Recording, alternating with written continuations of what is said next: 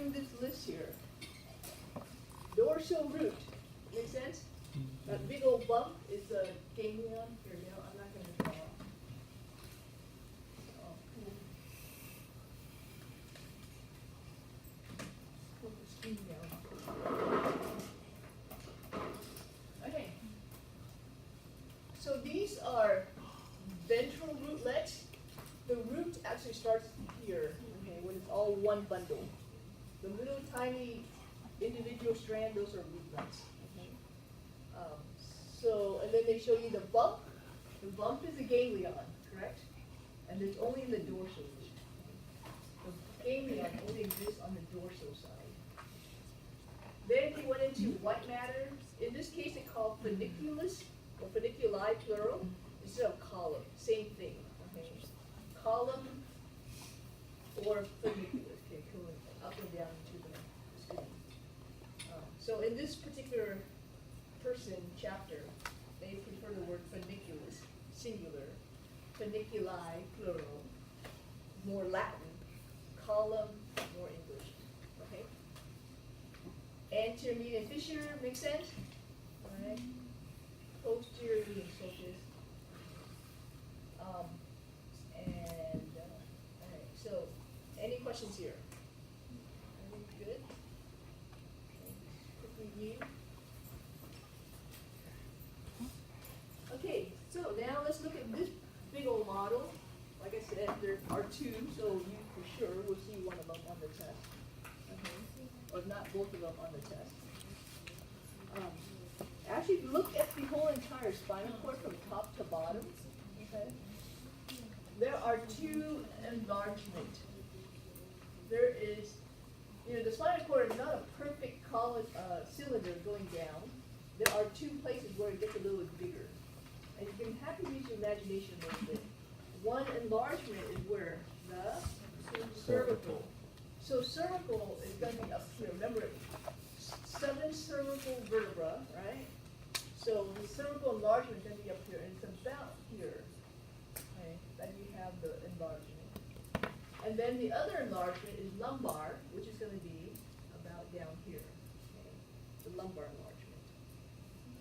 Why? Why do you think we have only those two areas that are bigger than normal?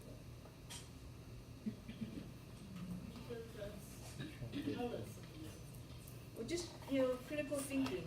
Okay, just kind of keep it in mind. We'll revisit this in the lecture.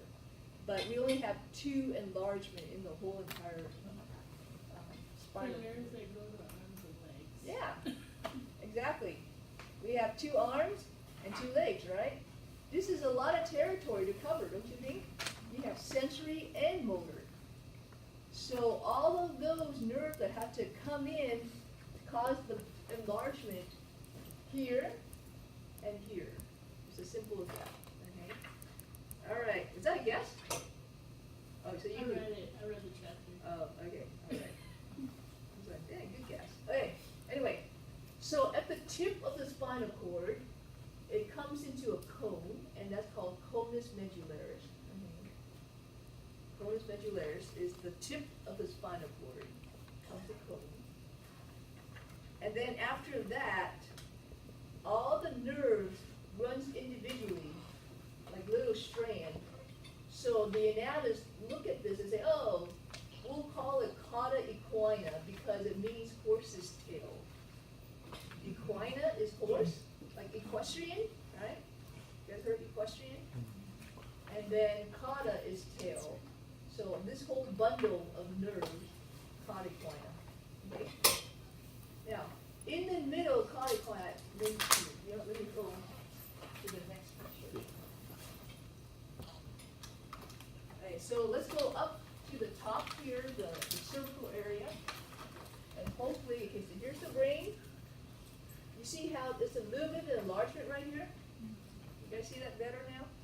So it's not a perfect cylinder, so that's a cervical enlargement. Okay.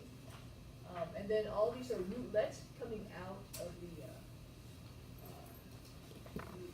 Okay, now while I have this picture here, I'm going to skip down to sympathetic chain ganglion. Later this week, probably on Wednesday, we'll talk about this autonomic nervous system. But on this model, you see this bump here?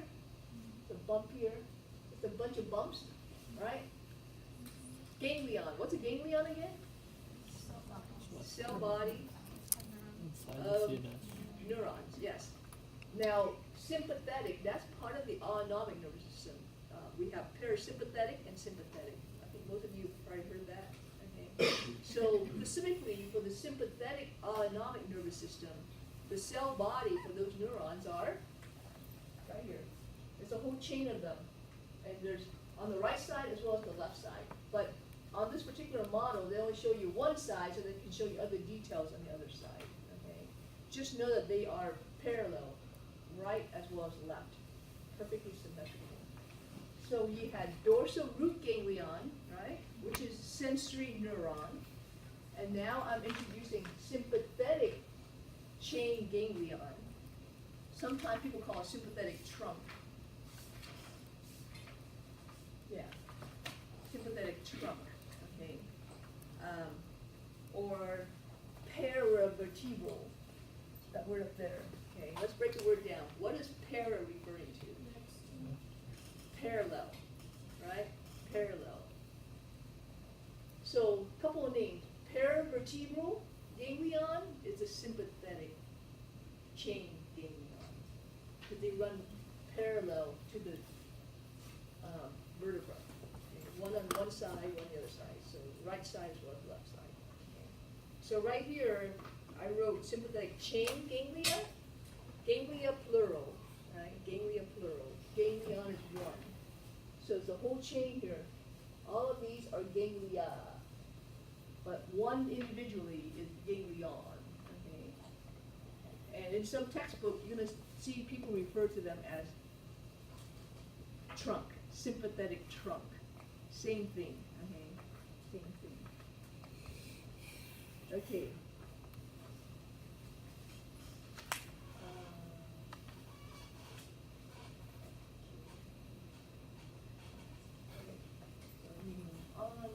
One more thing. In this picture, from the cervical enlargement, you see all these spinal nerve coming out. The spinal nerve comes out and they start to mix and mingle. Okay? This is a popular thing called the brachial plexus. See all this? This is important. Yes, it is. Going to go down the arm. Okay, go down the arm. And so this mess is a plexus, nerve plexus. So I put it on here for you, brachial plexus. Can you see that? Okay, so all of this is brachial plexus right here. This whole mess of nerve going down the arm, okay, and from the arm. Now, this is the rib cage, agree? Rib cage. So as you can see, here along the ribs are more nerves, correct? One nerve for each rib, basically. So, gee, what should we call those ribs? I mean, those nerves. Intercostal nerve. Okay, so any of these, because they're, what does the prefix inter mean? In between. In between. And you know, let me just label a few.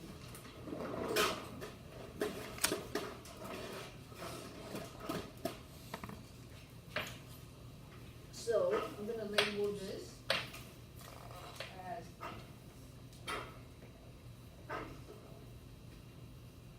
intercostal nerve, because it means between ribs, agree? Okay, intercostal, between ribs. And of course, the rib is only the thoracic area.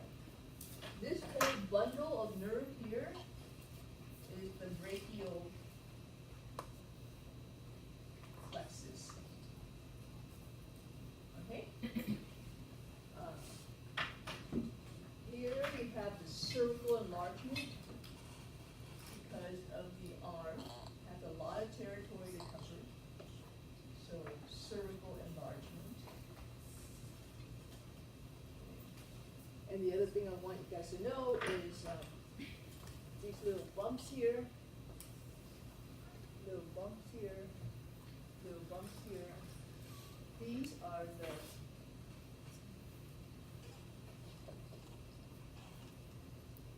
chain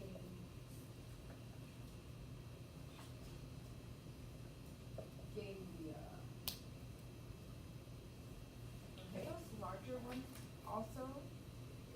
continuation, Okay. but it's, the sympathetic chain actually starts here. You learn on Wednesday. You actually start here. It's the continuation of it. But I don't want to call this up here part of the sympathetic chain. It actually starts down here. Okay.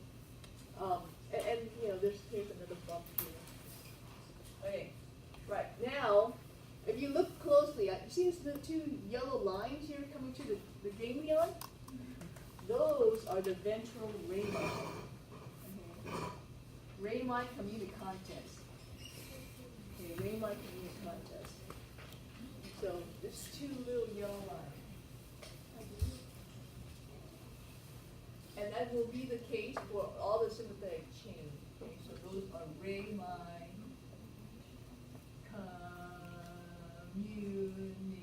communicantes. That's the new stuff. Rami communicantes. It's from the spinal cord, a way to get onto the sympathetic chain. Okay, so that's on your list here. Okay, Rami communicantes. It's only from T1 to L2. So what is the ventral? Ventral ramus will be where it's coming off of. You can't see it too well in this picture. Well, there'll be a better view. I mean, we'll cover in lecture. Okay, but so far, it's not a great view. ¿Cuál es